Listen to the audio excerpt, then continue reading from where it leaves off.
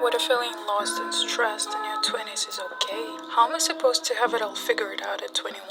What if nothing is wrong with me? I'm trying my best. That's bullshit. You're just not doing enough. We need to hustle. No rest. No stop crying. Go work, you lazy ass. Hello? Yeah, I'd like to start my therapy. I do need help. Hello everyone and my the best 15 new subscribers. You must know you made my week because I was just looking at this number realizing there are people who I don't know, never met, never seen, find my journey useful or helpful and want to go together. Like, I love you. If you're new here, hi, my name is Renata, welcome, and this is my series Crisis in My 20s episode 2. In the previous video I covered why the crisis even started, my first $1 million in marketing, then quitting my CMO position to become an entrepreneur myself and build my own business, but which in fact led me to 4 months depression, which we're going to talk about today. So if you haven't seen it yet, better go watch it first so you're all caught up and into context. But today we're going to talk about depression and my therapy experience and how to help yourself if you're feeling depressed or having anxiety, frustration, so on and so on. Firstly, let me give you timelines. November 2022. I'm already working 24/7, I'm burned out, and I'm having meltdowns, breakdowns every 1-2 weeks. But also, I moved out of my parents' house, I'm living alone with my chihuahua, I'm traveling, doing everything I want. Me personally, I didn't see any problems in my life to worry about. I was just seeing how far I've come compared to where I come from. My family was always concerned about my money spendings, kept telling me to keep it low and save for a rainy day, whatever. But I see their point. My lifestyle back then was 180 degrees opposite of what we're used to. Like eating out 24/7 or spending $1,300 on my huge apartment, spa days twice a week, which is kind of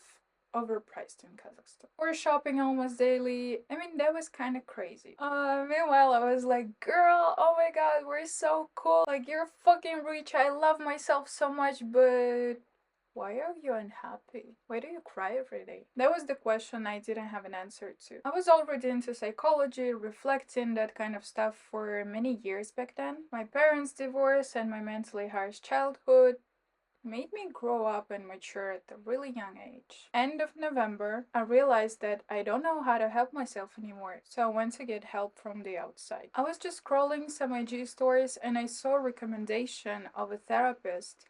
I checked out her profile, her website, and I believe it was the sign that I didn't miss. I used to think that therapy is so expensive and I knew it's not gonna be like 3-4 calls, it's gonna take time. So I always postpone it till like, I don't know, till I get rich enough to afford it. By the way, that's quite common misconception because the price you're gonna pay of not healing from the inside is way bigger than just money. During the therapy, I changed my life completely 2 or 3 times in ways that would not be available or like that easy if I was like 40, married with kids and a job position that I hustled 20 something years for. Do you see where I'm going? Youth is a goddamn freedom which you will probably never ever have again once you get responsibilities like family, children, marriage, assets, career, etc. As well as the depression you might get when you're 45, realizing you were living a fake life you never wanted in the first place. You have bunch of regrets. It's gonna hit you real hard. So summing up, if you're feeling like you also need help, even if you just as me can't name the problem itself, but you're having anxiety, frustration, depressive thoughts, always want to sleep or don't care about your health, life, days pass by and you're realizing you're not happy, go to the therapist. Even if you need to find a job just to pay for your therapy, do it. Going ahead, I was in therapy for a year and a half, and there were months where I had to choose or like cut all of my expenses just to pay for the therapy. I did it. I'm telling you, no regrets ever. One really important criteria in therapy for me was that we're not gonna dig deep in my childhood. You know, there are a lot of therapists who's gonna spend a lot of sessions asking different questions about your childhood, and then they're gonna conclude it like, oh, it's your mom to blame, or it's your dad who did these and those mistakes, like he's bad. Like, I know my parents are people, they can make mistakes and that's it. It's okay, I'm not gonna be a perfect parent too, probably. Probably. So I didn't want to get drowned in past. I let bygones be bygones. So I advise you to pay close attention to this detail when you're choosing your therapist, because the main idea is to solve whatever problems you have. Maybe you got it in your childhood, maybe later. But the point is to solve the problems, not just starting blaming and hating your whole family. That is why I love my therapist and I'm so grateful to her. We did talk about my childhood and like my past, to take notes like where the certain pattern could come from, but it was really important that our focus was on healing, not hurting me even more. The journey was long, interesting, sometimes hard, but today I want to tell you the biggest insight I had. So now once you understand them, you can help yourself just by realizing it and maybe deleting it or correcting it if you have it in your life. So April 2023. It's been already more than a year of me working as a CMO, 24/7, no rest, always burned out. I didn't have any personal life, I didn't have any social life, it was just work, work, work. I was 6 months into therapy and I realized that I want to be freaking happy. And work is making me unhappy. My client had a company, but basically I was freelancing. I didn't work at the office or something, it was remote. And hustling 24/7 as a freelancer is so normalized today. That's scary. It's not okay, we need to change that. I wasn't forced to work that much. But I also had a lot of tasks and a lot of projects and a lot of work responsibilities, so that was the only way I could cope with it. And also my boss was approving and appraising hard work and constant growth. Getting out of comfort zone was our motto. But he did also tell me to rest once in a while, where he was trying to optimize my work. We were hiring new people to my team, but I also had troubles with delegating, so honestly, it's all my fault and my responsibility that I was struggling and hustling so much, and that I was giving myself crazy deadlines. In April, it was my second time I tried to quit, and my mistake was that I wasn't prepared for it. Look, work was my everything, and we didn't end our partnership on a positive note, unfortunately. Now imagine this. Every day, every single day, I solved dozens of problems, doing different tasks, having chats with more than 30 people. Then I decided to quit, and my boss deleted me from all the chats. So my work basically ended in 1 second. I was so happy. I was telling everybody that once I quit, I will sleep for 3 days straight. But my joy vanished in a couple hours. I was used to constant stress and circling in so many projects, getting messages every minute, that once I quit, there followed silence so profound I could hear dust flying in the room. Literally, the silence was defeating. Nobody looked for me, no responsibilities for a control freak. I was shocked. It was the first day I had no obligation, no work, no job since I was 15. It's also important to mention that the same days I broke up with my ex, and I was really also heartbroken from the way he was treating me and from his behavior. I remember me lying on the floor looking at the ceiling like, what's next? So basically that's how my depression started. I took my 10K check from the company. I moved out of the department back to my parents' house, decided to go travel and take a break to get over quitting my job and my breakup. I took my mom along with me to Vietnam. We had the best vacation ever.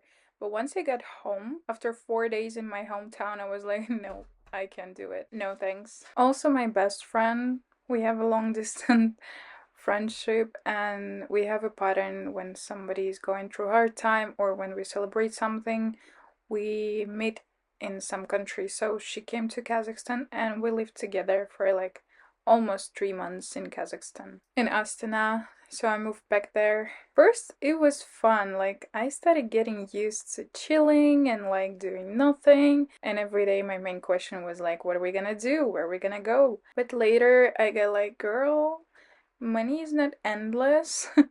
We gotta get back to work. We need to find new projects. We gotta start doing something, make money. I found myself at the point where I couldn't start working. Whenever I was trying to do something like my social media presence or looking for clients to do the marketing campaign for, I would start getting sick for no reason. There was one time I had an opportunity to get into one project, and the moment I had to start doing my work, I got sick like I had a flu. then my glands got swollen, then I had something like an allergy, then it was cruel stomachache, and I was curing all the symptoms. In 3 days, I was already like lying dead in a bed from I don't know what. I couldn't say what exactly it was because I had all the possible symptoms I can think of. And again, in the therapy, I discovered that it was just my conscious or subconscious mind basically doing everything possible for me not to work. Because from my previous experience as a CMO, where I had constant meltdowns, breakdowns, and I was basically depressed, for me, work equals hustle. Work equals struggle. So once I got out of it, me, subconscious me, didn't want to do it again. So I was just going back and forth, getting sick. Then I would stop trying and get healthy again, like with no medicine. If you're having the same problems, like you see that your body is against something you think you need to do, but you can't, her advice, which worked, was like, try to think of it as a game, like Sims. It's a simulation of work or whatever you need to do. It's a simulation of what if I pass those finals or what if I get that job. Like, try to play the game, let it be funny, let it be interesting. Like, wow, let's see what happens if I actually find a project. What happens if I actually close the client? What happens if I actually start posting reels and like TikTok, whatever. And it helped. I started doing my own coaching, and I also found another big client from Europe for my marketing service. And slowly, step by step, I started getting back to the routine. But by that time, I kind of lost almost 3 months and started having stress about like money is finishing. So once work was not that scary and hard for me mentally. I did a couple big projects, I got the money back, so it was getting better. And for me back then, it felt like, now that's it, like I'm healed, I'm cured. No, I wasn't. I still wasn't. Do you remember I was talking about my escapism problems? It was still there. So like once I started facing these troubles, now me having traumatic experience from work, which is funny, like dude, we need to work. I was kind of pretending and trying to show myself maybe that I was doing a lot, because I was doing a lot. Like I was trying to shoot reels or doing the content strategy, I was editing myself. So basically I was busy quite a lot of time, but I had no visible results because my main idea of quitting my job was to build my own business. So it's me selling my own coaching, me getting audience like on Instagram, which is the main platform I have marketing knowledge in. And I didn't come up with a better idea than to go into Europe trip. So that was basically just me postponing solving the real problems and going traveling. And since I was still in a journey of coming out of my depression, it didn't help. In Europe, I had so many crazy situations where I was kind of struggling. I had troubles with my friends there, so I ended up having breakdowns there as well, but it wasn't connected to work, so I didn't really see how dumb my decisions were. If it's okay. I want to mention one important fact. I was not diagnosed with a depression, like it was not clinical depression. I didn't take any meds. It was, let's say, a deep form of anxiety or stress or frustration, whatever. Like I was feeling low mentally, but I don't want to claim myself being that depressed as some people who really need medical help or like clinical help, people who have suicidal thoughts or who harm themselves. If that's your case, like I'm not an advisor here, you really need to go see a doctor, like a psychotherapist, so they will help you. But if it's not that bad, my advice here would be just be honest with yourself, because looking back of what my strategy for life, my plans and my goals were, I was kind of living in illusions, because in my thoughts or my inner child's thoughts, it was like it's gonna be that easy. Like now I'm just gonna post some reels and like get 100,000 followers, and then I'm just gonna launch my coaching, whatever. So for me, it felt like easy. Of course, it's good to have like positive mentality and hope for the best, but That was not the case. I was delusional. And in that case, Delulu is not the Selulu. So be honest with yourself and like take a notebook, take a pen and write down like what is your current situation? What do I have? What assets I have? Skills I have? And what can I do with it? And be realistic. Okay, if this is your goal, realistically, when are you going to achieve it? Because for me, it was just the question of a few weeks. When in fact it's a question of a year. That was the problem. Because in my thoughts, I would get like extraordinary reach, whatever, in like a few weeks. And that wasn't true. So I spent money in a few weeks and then I had no money. That's when I was kind of going into another depression, but I stopped myself because I still was in therapy and I was learning how to keep myself stable, how to control my emotions, and how not to give up with those obstacles because I was on the verge to get like depressed or whatever again. And when I had no money for quite a long time, that hit me real hard because for me, time passed so fast since I quit my job because before I had everything. I had everything I ever dreamt of. And I dreamt of traveling and just shopping and just having a lot of money to spend on whatever I want.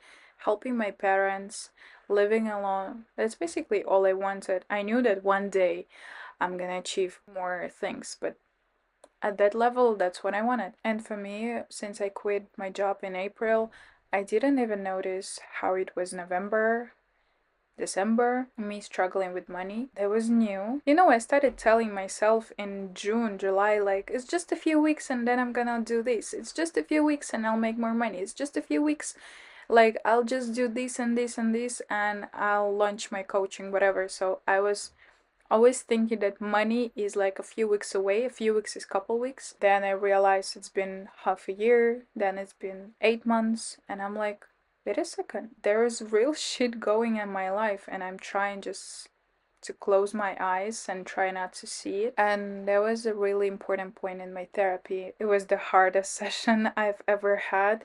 My therapist was kind of aggressive. She was aggressively talking and asking questions. I felt uncomfortable, but at one moment I realized that she sounds just like me. She sounds like my inner voice. When it's my inner voice, I can shut it up when I'm going that deep with my thoughts. Like I can just listen to some music, or I can meditate, or I can just distract myself with some series. But when it was the session and I was talking with my therapist and she was going with those hard questions like, who are you? What do you represent now? Why do you act that way? You have troubles. Now you have nothing. So result of that session was that I finally accepted the truth. The truth is that my income is not the same. My success is gone. It's already been like 3, 4 months of me not traveling, which for me was a disaster. I really wanted to go, I just couldn't. I didn't have money for it. And for me, that was the hardest thing. I didn't want to accept the truth. And when once again my inner child wanted to just escape and just neglect my problems, I couldn't. I had to face them, so I did. I actually just accepted that I'm a nobody and I failed. I'm lost. All those things that I couldn't say to myself, I couldn't tell it to my friends. I couldn't tell it to my family because it also was noticeable, but I was trying really hard to hide it. It's always me buying groceries, or it's always me just like helping financially to my family, and then I start to spend less. I see that my family comfort of living is going lower and lower and lower because I need to save up a little bit. Like, I don't have that much money anymore. I'm not making that much money. And once I faced the truth, I cried for like 2 days straight. It was painful. It was just painful. And I think that's the moment when I felt like I'm a fucking adult now. I thought that's gonna be my one more depression, but no. That's actually was the point when I felt so strong and powerful like never before. And there was already almost New Year, so I sat down, I set realistic goals. It was really interesting for me, new experience, because usually I like doing vision boards, and usually there are penthouses, they're like all of that brand jewelry stuff, my own apartment, millions on different socials. I realized that it's small steps that make the success happen. But it was just really hard for me to be at this level and then I dropped to this level. And for me, it felt like I can go back just as fast as I failed, but I cannot. It's like I slided down really fast from the success point. But now it's a fucking ladder with the small steps and a really high incline, so it's gonna be hard. Once I accepted it, that was a part of adulthood. When you don't have illusions, when you're not Delulu, Delulu is fine and it's fun, but in the real life and when it comes to your life level important decisions, you need to be realistic. That's actually the first step to become an adult. Let's wrap up my second episode here. I love you. Thank you for staying with me. Thank you for going through this journey together. Subscribe to my channel so you don't miss the next part. If you haven't seen the first part yet, go check it out. I wish you the best week. Try to set your goals. Be realistic. Maybe reflect on your life. What is the realistic situation you're in now? See you in the next video. Love you. Hug you. Bye.